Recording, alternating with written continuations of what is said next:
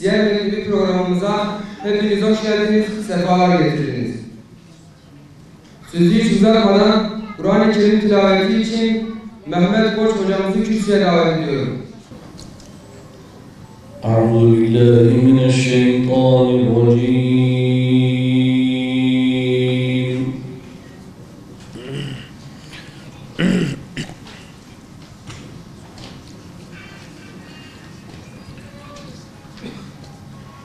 Bismillahirrahmanirrahim.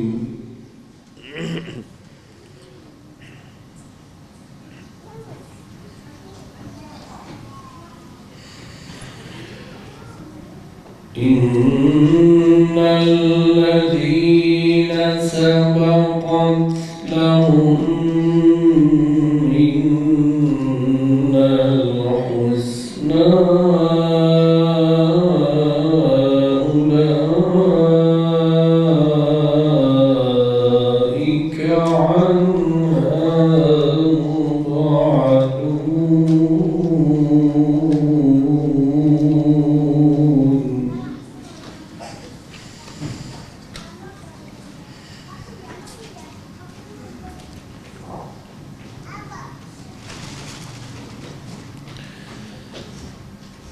لا يسمعون حسيسها وهم فيما اشتهت أنفسهم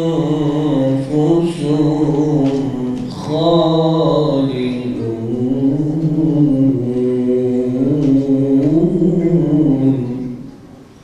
Mazlumların, ezilmişlerin feryatlarını duymuyor. Yetimlerin yalvarış dolu bakışlarına, kadın ve çocukların imdat çığlıklarına karşılık veren yok. Meydan sırtlanlara kalmış ya Resulallah. Evet, kızların diri diri gömülmesi. Cahiliye denildiği zaman ilk akla gelen kızların diri diri gömülmesidir. Bunun toplumda bu kadar çok biliniyor olmasının sebebi şudur: gerçekten toplumlar kız çocuklarına karşı hassastırlar. Kız çocuğu masumiyetin ifadesidir. Suçsuz, günahsız, sebi dediğimiz çocuk yaşta henüz günaha bulaşmamış yavrularını sırf cinsiyetinden dolayı acımasızca bizzat babaları götürüp diri diri çukurlara gömüyordu. Bununla ilgili örnekleri duymuşsunuzdur. İşte seni dayıma götüreceğim diyor. Kazı yaparken yavrusu kızcağız babasının terini siliyor ve o da ona o çukurun içine itiyor. Fakir bir toplumdular. Geçim sıkıntısı yaşıyorlardı. Erkek iyi kötü kendi boğazı kadar üretebiliyordu. Kadının onun kadar üretme şansı yoktu. Sofrada bir fazlalıktı ve kadın, kız çocuğu öldürülüyordu. Bu gerekçeyle bazı kabilelerde erkek çocuklarının da öldürüldüğü vakalar olmuştur. Onun için Kur'an-ı Kerim işte rızık endişesiyle çocuklarınızı öldürmeyin diyor. Onların rızkını Allah-u Teala gönderir diyor. Bizim cahiliye ne yaptı? Bizim cahiliye işte bakabileceğiniz kadar çocuk yapın, işte birden ikiden fazla yapmayın dediler. Kontrol hapları dağıttılar. Doğum kontrolünü yaygınlaştırdılar. O hizmetleri bedavalaştırdılar. Kürtajı yasallaştırdılar. Dolayısıyla 20. yüzyılın cahiliyesinde cinsiyetine bakmaksızın çocuklar daha bir acımasızca anne hayatı riske atılarak ana karnında diri diri parçalanarak öldürülüyorlar. Toprağa gömülmezden önce makaslarla kolları kesiliyor, bacakları kesiliyor, parça parça edilip öyle toprağa gömülüyorlar. Bu vahşet o vahşetten daha fazla, daha beter. Yani demek ki biz cahiliyeden kurtulmuş değiliz. Cahiliye bitmemiştir. Ona vurgu yapmak istiyorum. Cahiliyede ekonomik hayat.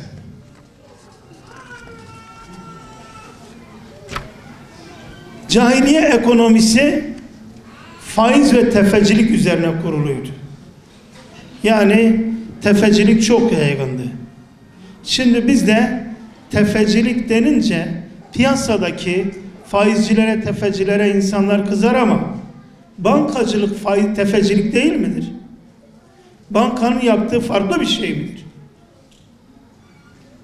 Bizde birisi banka soysa vay hain, terörist bilmem ne herkes onu kınar.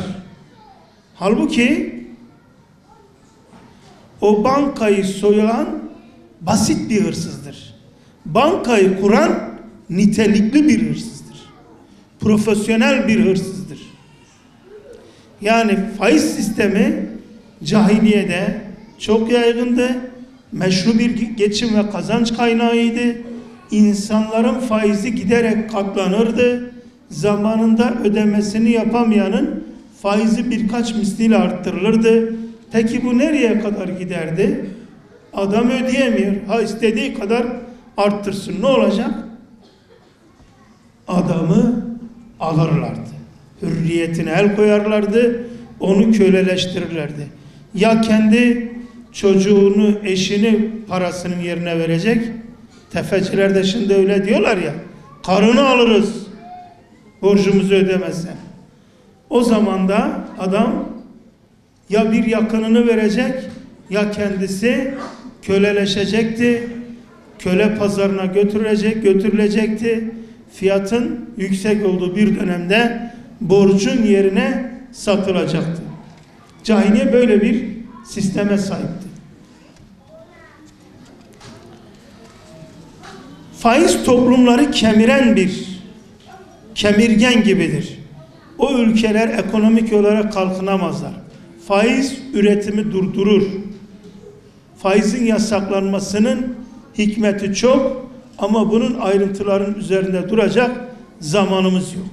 Faizli bir toplumda sakın ola kimse bana ne kardeşim, ben ne bankaya giderim, ne gelirim, ne faiz veririm, ne faiz alırım demesin. Yediğin ekmekte de faiz var, giydiğin kıyafette de faiz var.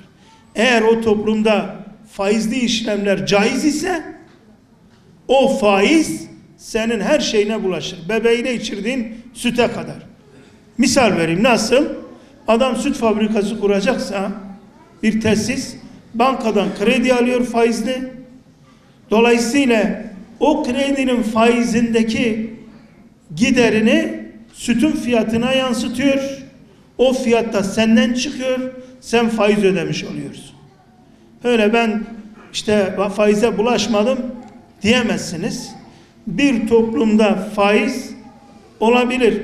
İslamiyet faizi haram ettikten sonra, fuhşu yasakladıktan sonra, kumar yasakladıktan sonra da, katlı yasakladıktan sonra, kan bedelini istemeyi, kan davasını kaldırdıktan sonra da Müslümanlar içinde böyle şeyler olmuş olabilir. Bunu %100 bitirmek mümkün değil. Ama bunların hepsi yasaktı. Devletin takibi altındaydı. Yapanlar cezalandırılıyordu. Şimdi bunların hepsi serbest. Bunun aleyhine hareket etmek yasak. Farkı gördünüz mü? Bu toplum diyor ki ben Müslüman bir toplumum, işte bilmem son kaleyim, bilmem şuyum buyum falan filan. Okçular tepesi şu bu diyorlar ama bakın cahiliyeden bir fark var mı? Yani birisi borcunu öderken faizini ödemese devlet gücünü kullanıp o faizi de ondan alıyor. Yani devlet tefecinin emrinde hareket edebiliyor. Sorar, okuma yazman var mı? Yok.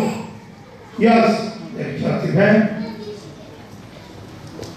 Cahil sabıkasız, 5 çocuklu falan filan. Yani o ona göre cahildir. Okumamışsa cahildir.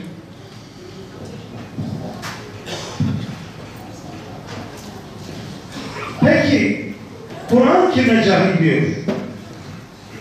Kur'an-ı Kerim'in cahil kavramı çok önemli. Tanımayan, kendini şarih konumuna koyan, kendisini onun yerine koyan, insanı Allah'tan daha iyi tanıdığını insana eden kişi, zümre, meclis, topluluk her neyse Kur'an'a göre bunlarınki cehalettir, cahilliktir. Çok basit. Bir lise mezunu bir icat yapsa, bir şeyi icat etse diyelim. Mesela bu ne deriz? Bunun yaptığı ukalalıktır değil mi? Bunun yaptığı cahilliktir. Bilmesi mümkün değil. Çünkü o adam bunu icat etmiş. Biz insanlar kadar karmaşık bir yapı yoktur. Duygularımızla bundan istifade edersiniz, faydalanırsanız. Bu icat böyle çalışırsa arıza verir. Bu arıza böyle giderler. Böyle yaparsanız tehlikeli olur. Kuşkusuz Allah bizler için bir katalog olarak, bir kullanma kılavuzu olarak Kur'an-ı Kerim'i koymuştur.